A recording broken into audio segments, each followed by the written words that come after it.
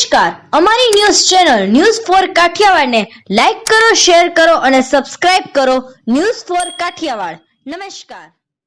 ધોરાજી મહેસૂલ સેવા સદન ખાતે રંગોળી દ્વારા મતદાર જાગૃતિનો સંદેશ અપાયો. આગામી લોકસભા ચૂંટણીમાં મત આપવા માટે તા 7 મે અને મંગળવારનો દિવસ નિર્ધારિત છે. ત્યારે સમગ્ર ધોરાજી તાલુકાના મતદારો પોતાના મતાધિકારનો ઉપયોગ કરવા માટે સજ્જ કરવા માટે મોટી સંખ્યામાં પોરબંદર મતવિસ્તારના તમામ ભાગોમાં વિવિધ મતદાતા જાગૃતિ પ્રવૃત્તિઓ સતત ચાલી રહી છે. જે ઉપક્રમે ધોરાજી શહેરની મહેસૂલ સેવા સદન કચેરી ખાતે રંગોળી દોરીને આંગણવાડીની બહેનો દ્વારા મતદાન અવશ્ય કરવા માટે સંદેશ આપવામાં આવ્યો હતો.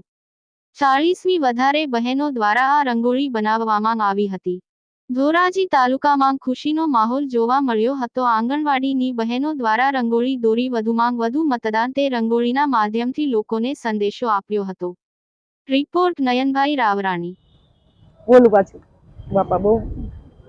મારું નામ મેતર રૂક્ષાના છે. હું ધોરાજી આઈસીડીએસમાં મુખ્ય સેવિકા તરીકે ફરજ બજાવું છું.